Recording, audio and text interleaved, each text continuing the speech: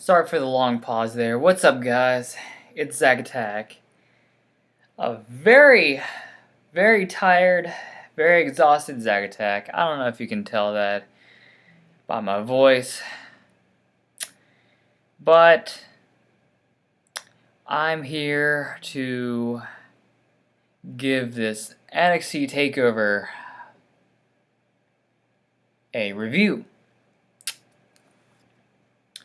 And since I'm doing this by myself, bam, get out of here. So, what were my thoughts on this pay-per-view? Honestly, it wasn't too bad of a pay-per-view. I definitely expected it to be better than Money in the Bank. That's for sure. I mean, that's a given, right? Right? We're just at this point, we're just expecting NXT to blow WWE out of the water when it comes to these specials. So, with that being said, so far from when it seems like it delivers, I don't know. I won't be able to tell until after next week, because Saturday I'm going to be going out of town, and pretty much I'm just guessing that I'm going to miss the pay-per-view, so stick around tomorrow, y'all, because I'm going to be giving my predictions on Money in the Bank based on whatever matches we have, and if there's any that pop up later, well, they don't fucking matter, because WWE just hasn't put the time in to build them, right? Honestly, and I'm going to say this and then I'm just going to go over to the review, but this is how I would book my Raws and SmackDowns and stuff before the pay-per-views. I would spend the first 2 weeks, the very first 2 weeks, building up or announcing what matches are going to be on the pay-per-view. And then, alright, so it's either 4 or 5 weeks to the pay-per-view, right? Right? Let's go with 5. So, the first 3 at least, first 3 at least, you spend that announcing what matches are going to be at the pay-per-view, and then the last 2 weeks you use that to hype up the pay-per-view. There shouldn't be meaningless segments that lead to nowhere. You gotta go full throttle and build for these pay-per-views. No? Alright, well, what do I know, right? Anyways, enough about WWE and Money in the Bank and all that. I'm gonna save that for tomorrow. Right now, we got NXT TakeOver the End. And was this the end of NXT? We'll see on Wednesday. No, I'm playing. No, they announced during the show that they got tickets for Brooklyn, so they're definitely not ending this. So all you guys who were thinking that NXT was coming to an end, ooh boy, y'all got paranoid over nothing. I'll admit, I had like a fleeting second where I thought, it'd be interesting, but nah, brah, you ain't getting this. So with that being said, the first match was, honestly, I was surprised on which match they started, but I guess I really shouldn't, since it's the Perfect 10, Ty Dillinger versus, I'm gonna call this dude CN, because if I try to say his full name, I'm gonna fucking butcher it, and I'm too tired and too lazy to even attempt it. So that's why whenever I talk about these matches, y'all ain't getting any of those cards I had during the predictions. Too tired and too lazy, so hopefully y'all can keep up. So, very, very interesting entrances. I will say that.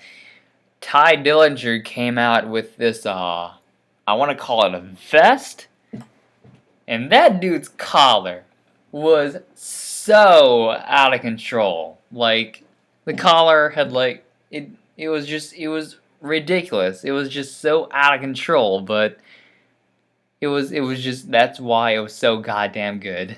Right? Right? I know Wise agrees with me, because he's the one that says it. But, yeah, he comes out and he has this like ridiculously high collar on this vest. So Ty Dillinger's done with his whole thing. And then Cien comes out, and honestly, I was expecting him to be like in his luchador outfit. There'd be like some sort of what do you call it?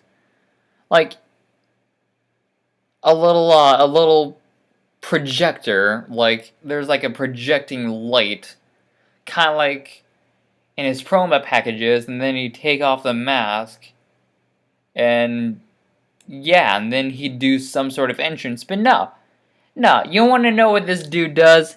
He comes out in overalls and this feathered hat.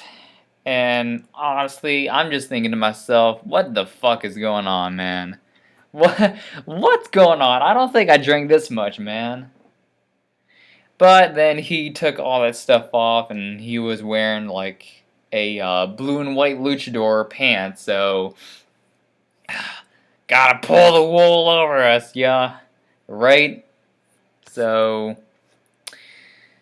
honestly, this was an okay match. Like, this isn't a match where I'd tell all my friends, like, oh my god, you gotta go watch this match. It's the greatest thing ever, goddammit. No, it was okay. It was an okay match to start the pay-per-view. Like, Ty Dillinger definitely got his shit in. And the one spot that I remember the most, like, I'm not gonna sit here and try to go play by play on the match. I'm just gonna tell you all the spots I remember. So the spot I remember in this match was CN went for some move on Ty Dillinger on the in the corner. He ends up kind of flipping himself to like the top of it, where he's like holding on to the middle ropes, and he's doing like kind of a handstand in the corner. And Ty Dillinger, bruh, I don't know how much of it he got, but he kicked this dude straight in the face. Like, there was no fucks given with this man. Like, bruh. And I thought that was the end of the match, but CN kicked out. CN's 100, goddammit. Laugh. Alright, so CN's finisher in the match was a running knees to the face in the corner. I definitely didn't expect that to be like a finisher, like to end the match, because I was Skyping with my friend, and my friend was like, "Wow, that match went pretty quick," and I was like, "Yeah, that's quicker than I thought it was gonna be." But yeah, I don't know. Honestly, my thoughts are, I feel like that should be like a signature move before like the finisher. Just saying. So I don't know. Like is this really his finisher? I gotta look this up now. I gotta look this up now, y'all. Alright. Gotta Wikipedia this shit real quick.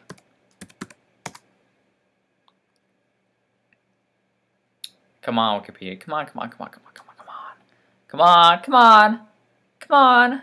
Alright, there we go. Alright, CN. Fuck it. I'm just gonna do TakeOver the end and then find it that way. Wait. No. Okay. Cien Almas. Let me do that. Alright, La Sombra. Okay. That works. That works. Alright. So,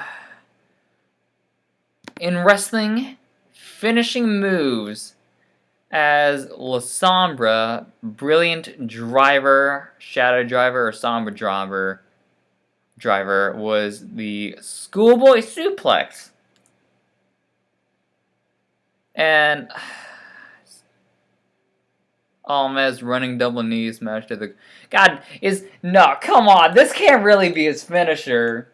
Come on, this can't really be his finisher. Nah, get the fuck out of here. Nah.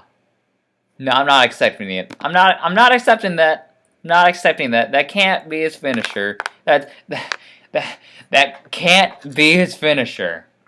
Moving on. No, I refuse to believe that's his finisher. Moving on, we got the match I thought we were going to start with, which was American Alpha versus the Revival for the NXT Tag Team Championship. Me and Wiza called this. me and Wiza called this, but to be honest though, I had heard Wiza's review before, or prediction before I did mine. So it gave me time to really think about it, and I agreed with him. So I can't really take credit for him. That goes out to my man Wiza. My man Wiza. Shouts out to you, man. Shouts out. Alright, so God, I lost my train of thought. That's not good. Oh yeah. So what were the spots I remember one spot I remember was Chad and Gable. They're American Alpha, right? No, I'm thinking of the Revival. The Revival were going for a Doomsday device on one of the American Alpha dudes, and he ended up in midair turning it into like a snap slam, right? Yeah, I'm just gonna go with that. He turned the dude around and hit him in the mat, and it was like the most athletic thing I've seen in a tag match. So that was a crazy spot. A Revival, they end up tiring one of the American Alpha dudes. I'm sorry, y'all. I'm sorry, I don't remember. Pretty much, the Shadow Machine was the finish, and you got the new NXT Tag Team Champions. So, full credit goes to Wiza. Full credit goes to Wiza. All right, moving. It was a pretty good match to open up the show. I will say though, I was very annoyed by the Full Sail University crowd during this pay-per-view.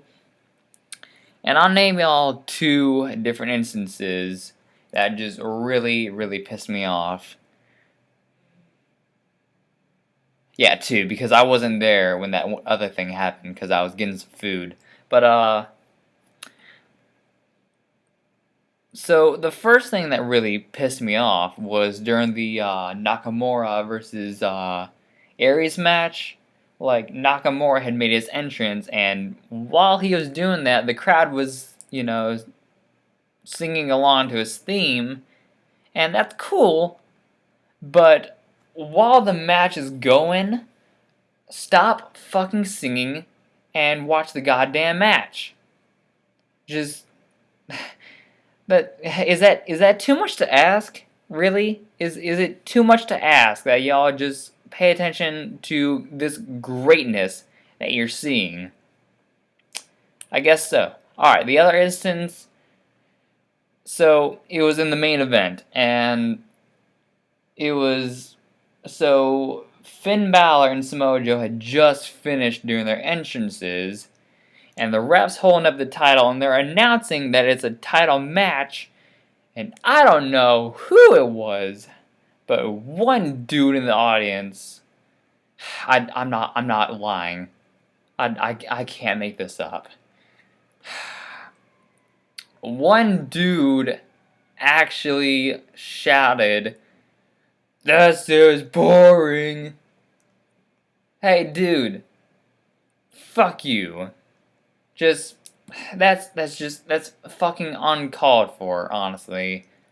Like, you're really gonna disrespect the two dudes in the cage who are honestly gonna put their bodies on the line to entertain you. They haven't even gotten to the match, and you're already shitting on it? Wow. Wow. Thanks, dude. Thanks. Anyways, I just wanted to share that just to kind of let y'all know why this particular crowd pissed me off last night. The second one got to me the most, to be honest. Now, I probably should have been more mad at the Nakamura one, but I wasn't as mad as I was about the dude shouting boring. Just, fuck you, dude. Fuck you. Anyways, so yeah, we actually get to the, this is the Nakamura versus Aries match. Alright, so that was a pretty good transition on my part. I didn't even think about that. So, honestly, I'm probably, everyone's probably saying this, but it's true. This was honestly match of the night for me. For me, I would put this first, Asuka versus Nia Jax second, and Phil Bacon versus Samoa Joe third. American Alpha versus Revival. It was an okay match, and that, yeah, you get the idea. So,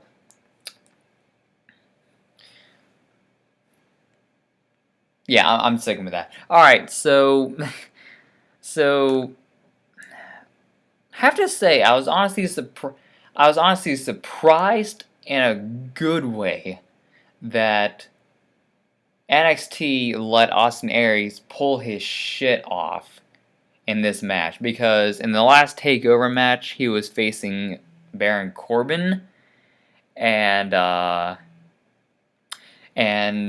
sorry, this Discord gimmick's getting me, like, throwing me off, so I'm gonna ignore that right now.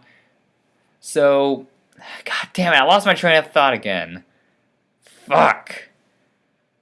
Well, alright, so Austin Aries had a match against Baron Corbin, and pretty much what they were doing with that was Austin Aries was just there to make Baron Corbin look good before he went up to the main roster, which I understand, because honestly, I don't think, no offense, but I don't think Baron Corbin would be able to keep up with Austin Aries, like if he was doing the shit he was doing tonight or last night, he would not be able to. I don't think Baron would have been able to handle that. But yeah, one of the Austin Aries got a lot of his shit off, and Shinsuke did more of the selling, which I thought was kind of weird. But hey, you know, you just it was weird, but I kind of liked it for some reason.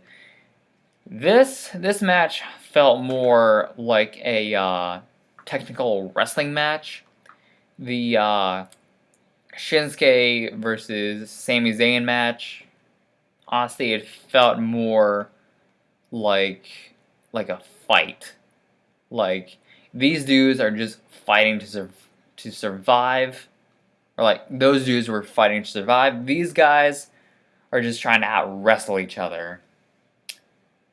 So that was definitely interesting. I definitely appreciated that. Austin Aries was going for the leg most of the match. And one of the spots that I really liked was Austin Aries hitting the Death Valley driver on the apron. Just, I fucking marked out for that. That was a crazy spot. After I saw that, I was like, yeah, Austin Aries is turning heel. So wait, y'all can correct me down in the comments section, but is Austin Aries, like, is he currently heel or is he still a face? Because if he's a face, they definitely got to turn this dude heel because he works way better as a heel. From all the videos I've seen, this dude works so much better like a heel. So if they haven't turned him already, I'm pretty sure they're about to. So he hits the Death Valley driver on the apron on Shinsuke. Count gets to about 7. Aries is like, I'm gonna try diving onto Shinsuke, because why not? So he goes, Shinsuke gets out of the way, rolls him back in the ring, and for the life of me, I can't ever say the name of Shinsuke's finisher, so I'm just gonna call it the strong style knee. So Shinsuke hits the strong style knee, and that ends the match. So it was a really good match, really good match of the night for me. Moving on, because I'm tired. Asuka versus Nia Jax. I think Wise is on to something, y'all. I definitely think Wise is on to something because just Nia Jax worked. Nia Jax worked so well in this match. She was straight up just outpowering Asuka in this match. Asuka was like trying to use her quickness. Nia Jax would just grab her and throw her ass around the ring. And Asuka did a bit of selling, but honestly, I don't mind her selling this way. It's her selling to fucking Eva Marie that I got a problem with. You can't be doing that. Can't be selling to Eva Marie, Asuka. So pretty much the whole majority of the match, Asuka's she's putting on all these different submission moves, and Nia Jax finds a way to get out of all of them. Asuka starts kicking her in the head, or she starts striking Nia Jax. One of the kicks ends up sending Nia Jax down to a knee. Nia screams at her, and Asuka just kicks her in the head, knocks her out. 1, 2, 3, still your NXT Women's Champ. Pretty great women's match. And now we got the main event. Phil Bacon versus Samoa Joe for the NXT Championship inside a steel cage. And I just want y'all to know that I called this fucking finish. I called it, y'all. I called it. I said that Phil Bacon was gonna try to climb out the cage. Samoa Joe was gonna grab him and hit that muscle buster from the top. Now, was it exactly the top? No, but it's close enough, goddammit, so I still get the props. I still get the points. I still get the praise. I still got it. Okay? Alright. So, now that we got that out of the way, I'm getting tired of watching these these Phil Bacon matches, because whether he has the paint or he doesn't, he's just the same guy in the ring. Just, if you're gonna have the paint and you're gonna be the demon in Japan or whatever, wherever he wrestled in, I'm pretty sure he could get away with having the whole face paint and nothing much changes. But you're on TV, dude. Everyone in America and worldwide is watching you. This is the WWE. You have to have some sort of character developed if you're doing that. And honestly, Phil Bacon is no different, whether he's got the whole flapping the leather jacket gimmick or he's got the whole face paint gimmick. He's just the same dude, and it's getting irritating. Just, if he comes up to the main roster, Vince McMahon really has to get this dude to be a character. Now, I know how much we give Vince some flack, but when it comes to character, Vince is all over that shit. Just all over it, goddammit. So, Phil Bacon's got to talk to Vince about getting this thing into a character once he moves up. So, I'll see you up in the main roster after Money in the Bank, Phil. I'll see you. You can tease this all you want, but it's happening this time. Just, there's nothing else for you to do. You've lost. You lost, bruh. You lost. Now, I know you can make some excuses for Samoa Joe, but honestly, did you really expect Samoa Joe to beat him in a house show? Just really? Did you really expect that? No. So get off my back. Phil's coming up. Whether you like it or not, y'all, he's coming up this time. So I give him about 3 weeks on NXT at the most, and then he's gone. That's it for him. He is done, y'all, because there's nothing else he can really do. So, I mean, unless he wants... I mean, he could probably have a match with Nakamura, like, on his last NXT showing. So, I guess he could do that. But, alright, so the few spots in the cage that I liked was, God, they didn't even use the cage until, like, a good 20 minutes of the match. So, it took us a while to get to that. But once they used the cage, things got pretty crazy. So, one of the spots I really liked was Phil Bacon just kicking Samoa Joe in the head while he's trapped between the cage and the ropes. And when he gets kicked in the head, like, the momentum of him, like, from the impact, his upper body just slams against the ropes. This gets Phil Bacon all out of balance, and he lands just really awkwardly, so that just disables him. I was trying to figure out the word. This disables him for enough time for Samoa Joe to try to escape. LOL. Phil Bacon stops it. Phil Bacon ends up hitting the coup de grace.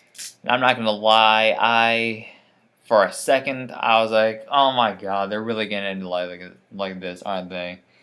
But nope, Samoa kicks out at 2. Phil Bacon looks up, he points, and the psychopaths at Full Sail University are cheering because they think that Phil Bacon's gonna hit the coup de grace from the top. Yeah, yeah, yeah, y'all are fucking crazy. Yeah, you really think he's gonna do that? Just watch, watch the, watch What Culture WWE's video on the 10 moves that can legit kill you, and you'll know why that's never gonna happen. Just watch it, okay? Okay. All right. So he goes up to climb the cage. You fucking psychopaths. And then we get to the finish that I called, where he slams Phil's head against the cage. Muscle Buster from the top. 1, 2, 3. Still your champ. Oh, and one thing I wanna get over before I end this is I thought that Matt Hardy was gonna end up uh, replacing Phil Bacon in the match. When the lights went out and we had the whole do do do do do do do do thing, I really expected Matt Hardy to come out. Brother Nero! So that's where I'm gonna end, y'all. So, as always, guys, rock out and scream, cuckoo, cuckoo, bye bye!